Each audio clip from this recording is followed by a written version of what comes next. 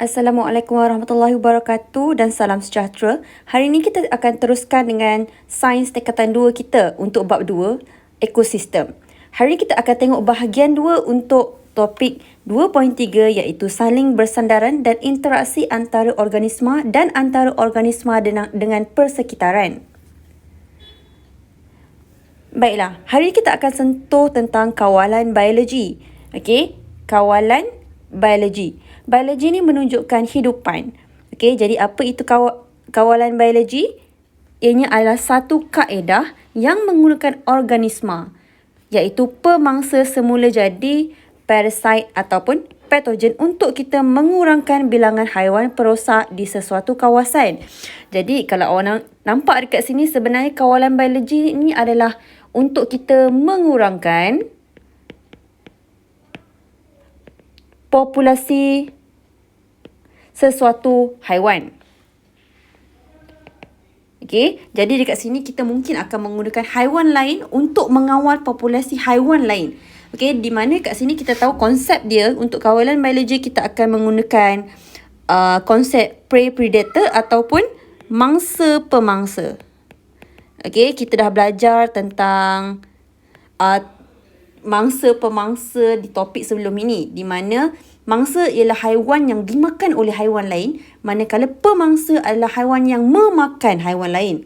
Okey, contohnya, kalau awak nampak gambar ini, ianya adalah gambar seekor burung hantu. Okey, di mana burung hantu ni makan ataupun menangkap tikus tersebut.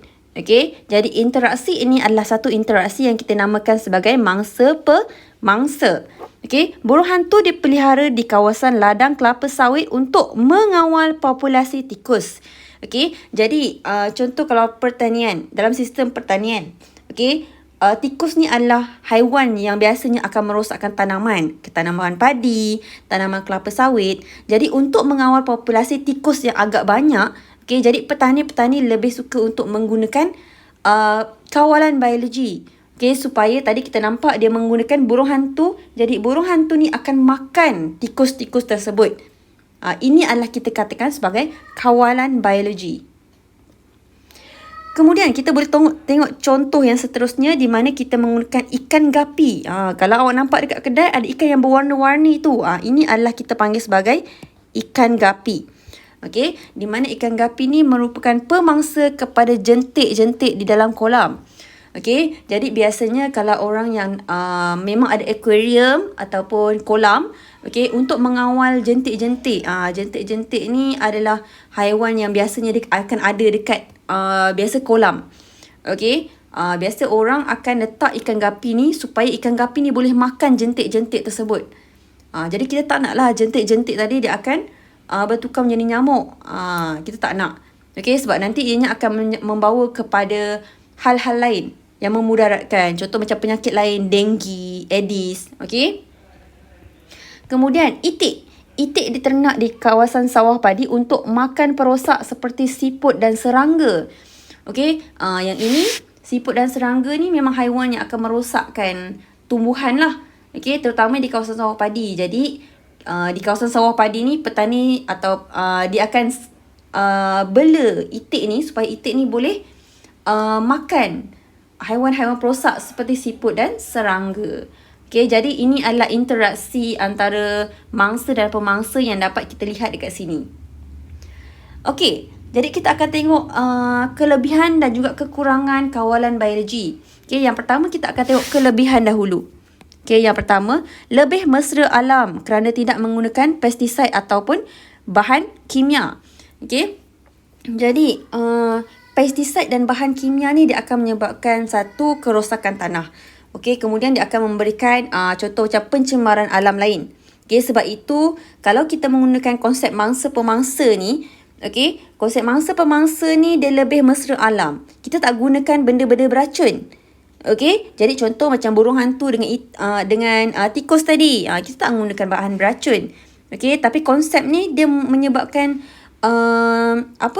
kita punya kawasan tidak tercemar. Okey, kemudian lebih murah daripada racun perosak. Jadi racun perosak ni bukan sahaja kita perlukan banyak. Okey, tapi racun perosak ni juga mahal. Dalam masa yang sama kita boleh menjimatkan kos.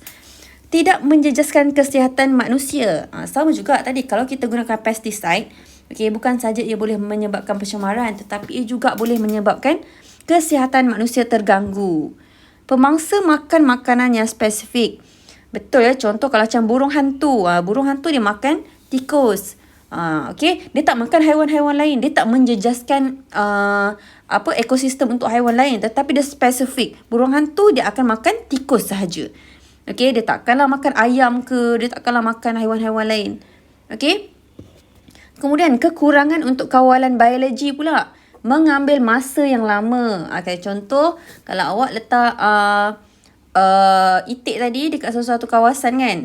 Itik tadi awak letak kat padi, dia akan makan masa agak lama lah untuk dia menghapuskan keseluruhan ataupun sebilangan belalang, serangga tadi. Okey, dia akan makan masa. Berbanding dengan racun perosak ni, dia cepat. Okey. Mungkin mengganggu keseimbangan ekosistem. Okey, jadi contoh kalau percaturan awak dibuat tak betul, okey, jadi mungkin itik ni boleh makan juga haiwan-haiwan lain. Yang sepatutnya dia tak makan. Burung hantu dia boleh juga makan haiwan-haiwan lain. Okey, jadi ianya boleh mengganggu keseimbangan ekosistem sebab spesies baru diperkenalkan. Okey, sebab kalau spesies baru kita kena ingat konsep ekosistem yang seimbang adalah tiada gangguan luar. Okey, ekosistem yang seimbang. Jadi bila tiba-tiba awak masukkan burung hantu dekat satu ekosistem, jadi keseluruhan ekosistem akan berubah. Okey, sebab haiwan baru diperkenalkan. Faktor-faktor yang mempengaruhi saiz populasi dalam suatu ekosistem. Okey, kat sini yang pertama adalah serangan penyakit. Okey, populasi haiwan dan tumbuhan menurun apabila diserang wabak penyakit. Okey, yang ini yang biasa terjadi. Haiwan dengan tumbuhan ni ada yang tahan penyakit, ada yang tidak tahan penyakit.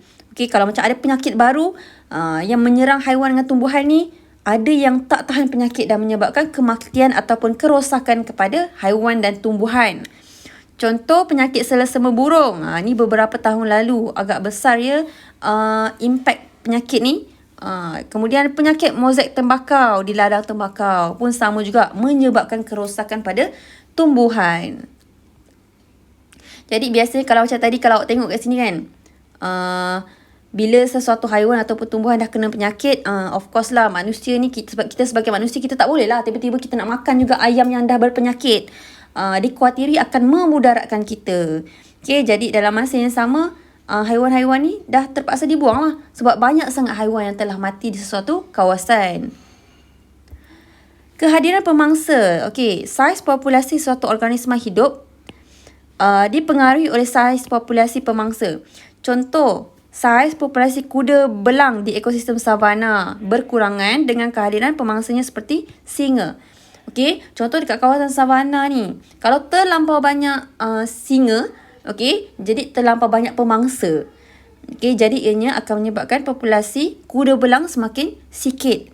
Okey, sebab pemangsa lebih banyak daripada mangsa. Kemudian sumber makanan.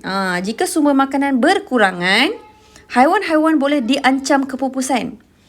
Okey, jadi sebab setengah haiwan dia hanya makan satu benda ataupun dua benda je. Jadi bila makanan berkurang, populasi haiwan tu pun berkurang juga dan mungkin diancam kepupusan. Contoh, panda ni dia bergantung pada pokok buluh sebagai sumber makanan utama. Jadi disebabkan oleh penerokaan hutan, penebangan hutan, panda ni hilang sumber makanan. Dia punya pokok-pokok buluh ni semua hilang. Jadi apa yang dia nak makan, betul tak? Okey, jadi dia akan mengalami kesukaran untuk mendapatkan sumber makanan utama. Ini menyebabkan populasi dia pun berkurangan. Sebab tu panda ni adalah antara haiwan yang diancam kepupusan sekarang. Contoh yang kedua, populasi gagak di Malaysia meningkat. Ni meningkat Kalau tahu gagak ni dia sangat suka makan sampah, sisa-sisa makanan tu. Okey, yang biasa kita buang dekat tempat sampah tu kan. Jadi disebabkan makanan sangat banyak, okey, jadi lagi banyaklah populasi dia. Okey, makanan banyak, populasi pun banyak. Perubahan cuaca, kemarau. Bila kemarau ni, okey, berpanjangan, dia akan menyebabkan tanah menjadi kering dan tidak subur serta meningkatkan kebakaran hutan. Okey, jadi kemarau ni memang kita tak boleh nak kawal. Okey, sebab dekat sesuatu kawasan mungkin disebabkan oleh perubahan cuaca. Bila kemarau, bila terlampau panas, air akan tersejat lebih banyak. Okey, dia akan terjadi kemarau. Jadi sukar untuk haiwan ataupun tumbuhan mendapatkan sumber air. Okey, bila macam ni, haiwan pun tak boleh nak hidup. Bila tumbuhan tak boleh nak hidup, haiwan pun tak boleh nak hidup. Sebab ada haiwan yang dia bergantung kepada tumbuhan untuk mendapatkan makanan. Okey, kesannya populasi tumbuhan dan haiwan menurun. Okey, sebab setiap benda hidup kita memerlukan air untuk hidup, bukan sahaja makanan ya. Kemudian perubahan dalam ekosistem. Okey, kalau awak nampak tadi macam kemarau tadi kan, menyebabkan kekurangan air. Okey, kemarau berpanjangan menyebabkan haiwan dan tumbuhan kehilangan habitat dan sumber air. Okey, jadi bukan sahaja sumber air juga, tetapi kawasan tempat tinggal dia, habitat pun maksudnya mereka tak boleh tinggal dekat sesuatu kawasan lagi. Okey, keseimbangan antara populasi terganggu. Okey, siratan makanan akan terjejas disebabkan oleh populasi pengeluar berkurang. Okey, contohnya macam padi. Okey, jadi siratan makanan ni agak terjejas lah. Okey, dan ekosistem sesuatu kawasan ni pun terganggu. Kemudian migrasi haiwan. Okey, migrasi ni perpindahan sesuatu haiwan daripada satu ke tempat yang lain disebabkan oleh perubahan musim. Okey, jadi kat sini contohnya. Okey, kalau awak perasan lah kan, ada contoh kalau macam burung bangau kendi ni. Okey, bermigrasi ke Kuala Gua, Perak, bulan September sampai April. Jadi dia bermigrasi sebab perubahan cuaca. Okey, jadi populasi serangga semakin berkurang kerana dimakan oleh burung tersebut. Dalam bulan ni, September sampai April ni, sebab burung ni dia berpindah ke Perak pada bulan tersebut. Jadi populasi belalang pun berkurang lah pada waktu ni sebab pemangsa berpindah ke sesuatu tempat. Nampak tak? Populasi pemangsa yang bermigrasi menyebabkan pengurangan populasi mangsa. Okey, jadi ini adalah berkaitan. Pemangsa meningkat maksudnya bagi banyak haiwan yang akan makan mangsa tadi. Okey, mangsa lebih banyak. Kemudian perubahan saiz populasi. Saiz suatu populasi boleh menurun atau meningkat disebabkan oleh perubahan sesuatu populasi yang lain. Okey, contoh kehadiran serangga perosak seperti kumbang dan beluncas mengakibatkan populasi tumbuhan menurun. Jadi contoh kalau macam dekat sini belalang ataupun serangga perosak ni dia akan makan daun-daun tersebut. Okey, jadi bila ini berlaku dia akan menyebabkan tumbuhan rosak. Okey, jadi populasi dia pun menurun. Okey, jadi untuk yang tadi sampai situ sahajalah kita punya untuk topik ini. Okey, tadi kita ada bahagian 1 dan bahagian 2. Okey, jadi perbincangan kita akan sampai setakat inilah. Okey, kita akan tengok topik seterusnya di video seterusnya. Okey, jadi Assalamualaikum warahmatullahi wabarakatuh dan sekian, terima kasih.